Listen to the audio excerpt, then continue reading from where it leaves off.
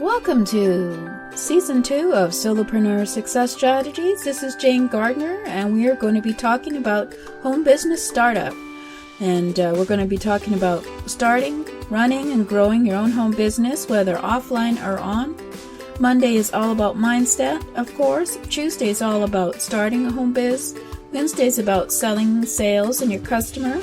Thursday is going to be about running your home biz, and Friday will be growing your home business. Saturday is all about putting systems in your business, and Sunday is all about strategy. So subscribe to this daily podcast to help you start, run, and grow your home biz. For more information, go to bo8hb.com. Hello, this is Jane Gardner again, and today we're going to be talking about starting your own home business and finding out what your customer wants. And I think we discussed that last time, deciding whether or not you think there's a market out there for your product or service. So let's have a look at, first off, you've decided that you want to have a business, that you have a product or service that you want to sell. You had a look out there on the market to see if anyone else is selling something similar to what you are selling, because that's always a good sign that people want it. And then, of course, you decide what's your unique idea that would make it different from other people. But before we can do all that, first you've got to do something which is very important, is having a look at who your customer is, surveying them and finding out what they want. I think I spoke about that earlier on another program. And then, of course, you want to find out what they really care about.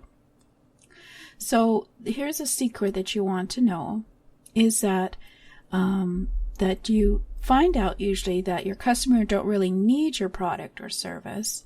So what you want to do is to motivate them, to make them want your product or service. So you have to understand the difference between wants and needs. You have to understand the difference between features and benefits that you speak about for your product or service, as well as you have to understand the difference between benefits and deeper benefits of what your product or service will give them. Because your customer doesn't really care about your product or service. What they really care about is results. So don't make the mistake of making it all about you and your business and your service. People don't care if you have a mortgage to pay or you need to make some income in order to pay your bills. What they want to know is what's in it for them. What's that spell? What's in it for them? WIFM. Is that right? What's in it for me? And most of the time they care about themselves. So if you want potential customers to listen to what you have to say, make sure it appears as if you're talking about their favorite subject, which is them. So always use the word you a lot more than you use the word I. But what you have to first, of course, is not mistake a want for a need. So, for example, Sally needs a new wardrobe. John hates the way his hair looks. He needs a barber. Well, that's not going to get them into your barber shop. None of these things are needs. They're not things you can't live without. Our actual needs are few: air, water, food, shelter, transportation, and sometimes some basic articles of clothing. Everything else we buy is based on wants, according to John Masterson in The Reluctant Entrepreneur. So even if we buy things we need, our decisions are usually based on our wants. We want a certain type of bread, we want to have a certain type of blouse that looks good on us, etc. So if your customer doesn't need your product, how do you make them want it? Well, of course, that's all in the marketing, in your promotional, and deciding what your benefit is for your customer rather than what the features are. So basically, you promise the customer that if they take a certain action, which is buying your product or service, that they will get a result that will be a that will result in a satisfaction of a desire, which is a want. So you create a picture in your prospect's mind of the way he will feel when that desire is satisfied. You make specific claims about the benefits of the product, and then you prove these claims. You equate the feeling your prospect desires with the purchase of your product or service. So what is the result that your prospect may want? Whether you find your customers through television or magazine, at home reading, or on the internet, the formula is the same. The moment you forget that you are selling wants rather than needs, your marketing efforts will falter. So have a look at the research you've done about your customer, who they are, what do they really want. It's not about what they need, it's what they want. So to stimulate your prospect's desire for your product, you have to understand the difference between its features and its benefits. So the features describe the qualities of the product, but it doesn't tell you what the actual result will be. Most purchases are made from emotional, not rational decisions. So you must convert the features of your product into benefits. For example, the features of a number 2 pencil might be converted into the following benefits. Easy to sharpen, comfortable to hold, creates an impressive line, and makes correcting easy. It's the benefits that you focus on in your copy.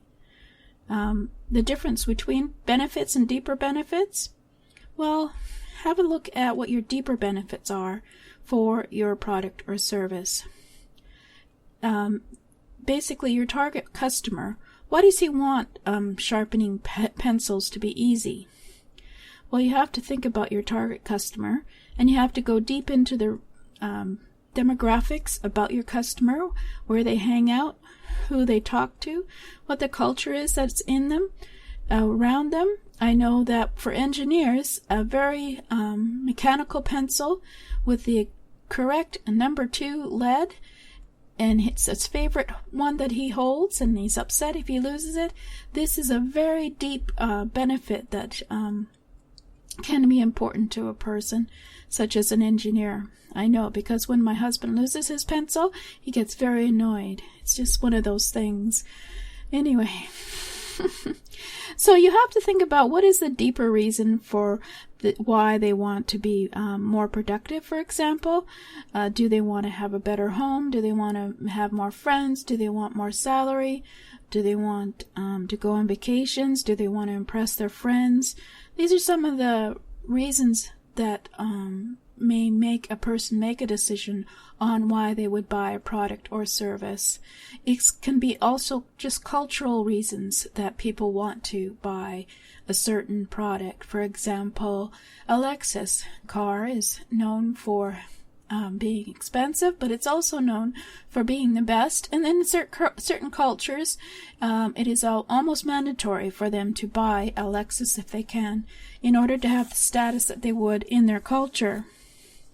So you have to hold your prospect's heart and know and understand what exactly they desire in order to be able to talk to them about the benefits of what your product or service is.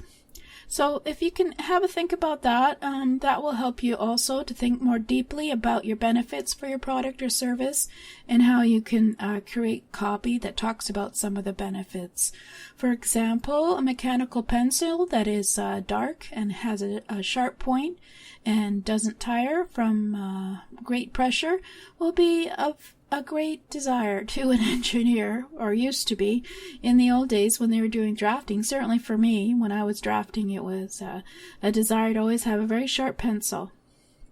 And if you could find the product that was always sharp, you were always buying it. But anyway, so have a think about what are the benefits versus the features of your product or service, and what would your customer be attracted to in terms of the benefits of your product or service, and then and that will help you to consider, will it be easy to sell your product or service when you start your home business, whether it's dog sitting, house sitting, whether it's an internet marketing service, or it's writing service.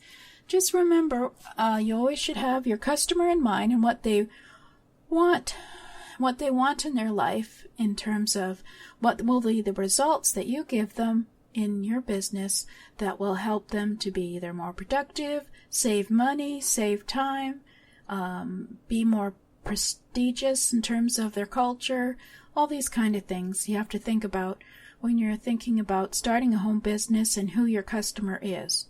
So thank you for listening, and I'll see you next time. Well, I hope that will give you some ideas to implement in your own business. And if you want more, go to boahb.com and subscribe.